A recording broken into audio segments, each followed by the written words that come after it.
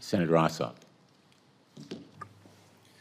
Just picking up there for a moment on MCAS, do I recall correctly that not only had FAA not been informed of the scope of the system and the certification process, but also the carriers and flight crews had not been fully briefed or briefed at all on the functioning of the system? That's my understanding, Senator. And was the decision not to inform flight crews of how the system functioned linked to the decision to withhold information from FAA? I don't know that they were necessarily linked, but my understanding was there were economic considerations that if pilot training was required, there were financial penalties, and that drove part of that decision-making. Penalties imposed by? My understanding, it was an aircraft order contract between Southwest and Boeing. Who at Boeing made the decision to withhold that information from FAA, and who at Boeing made that decision not to inform carriers and flight crews of how the system functioned? So I was in the private sector during that time, so I wasn't involved in the particular instance. I don't have that level of detail, but we can certainly provide. But FAA must, right? We have information we can certainly provide, sir. Okay. Will you provide that to the subcommittee, please? Yes, we will. You mentioned that the FAA's oversight became, I think the words you used were too reactive, too passive, unable to adapt to change. What kind of change would the FAA have been able to adapt to had it been more agile in this case? With respect to the January 5th incident? With respect to your oversight of Boeing quality control over the last decade. And every time I say your, I know you haven't been there for 10 years, and you joined last year. So. I think when I talk about technology evolution, I'm talking about some of the technology in the cockpit. For example, there have been advancement in auto landing technology, advancements in technology and types of aircraft that we're seeing. So we're starting to see new forms of aircraft like advanced air mobility. We're seeing drones. We're seeing supersonic flight. So all these technological changes are presenting challenges, and our system needs to be flexible enough to adapt to those challenges. But a lack of visibility into potential decline in quality control related to the incidents that this subcommittee has been focused on have not been related to these sort of high-profile next-generation evolutions of technology, right? It's about whether or not the manufacturer and its contractors have been implementing best industrial practices, correct? It is, and I think in that situation, we're really talking about utilizing better data to have a better idea of what's actually going on the factory floor. What kind of data would have revealed to the FAA, had it been collected, that you needed a more aggressive approach to examine the industrial processes? So since the January 5th incident, when we asked Boeing to put together this comprehensive plan, there are now 6 key performance indicators that we monitor constantly that tell us how they're doing on traveled work, on employee training, on ticketed items at the end of production.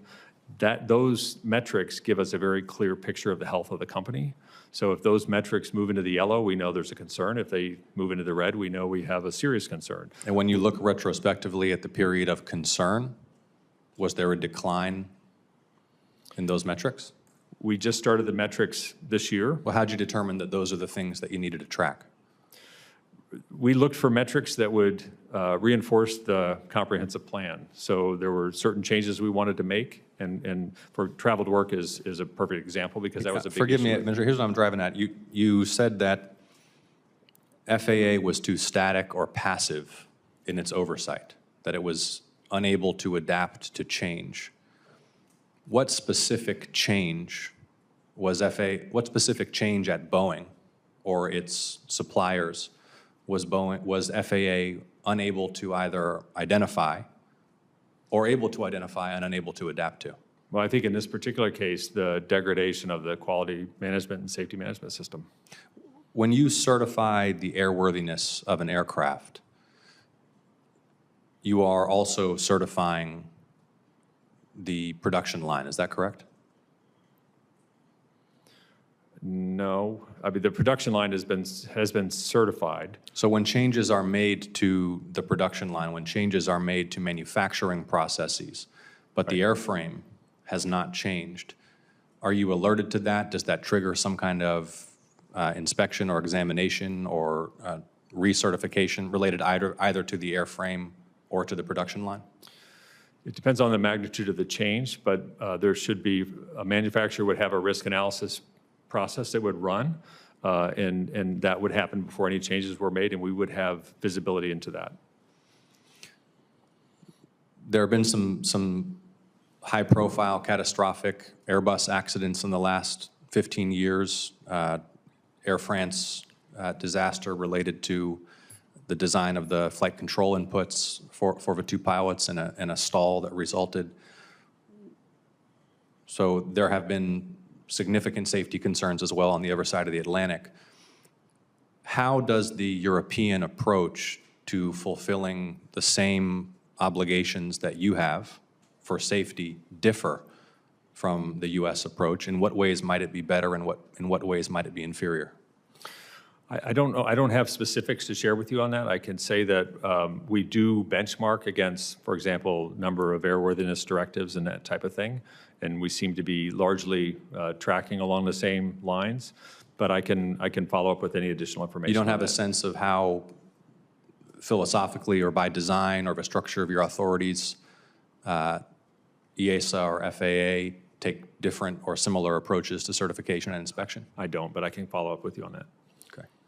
Obviously, civil aviation safety, very important in Georgia.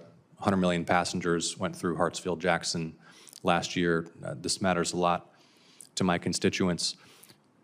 Does what's happened at Boeing in recent years reflect operational or management failures at FAA?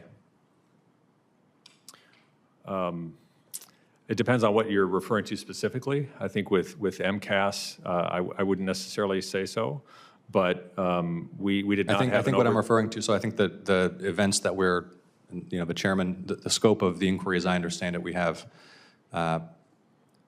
MCAS with failure to disclose to FAA and failure to disclose to carriers and flight crews, and we have, I think, evidence of quality control failures, as well as the accumulation of a culture that made it difficult for leadership or regulators to understand where corners are being cut. Is that a fair characterization, Mr. Chairman? I think it certainly is. So is the fact that that happened, or is alleged to have happened or may have happened, does that reflect a failure or potential failure by the FAA? It's certainly enough of a circumstance to cause me to relook at how we're doing oversight and try to improve that. Thank you, Administrator.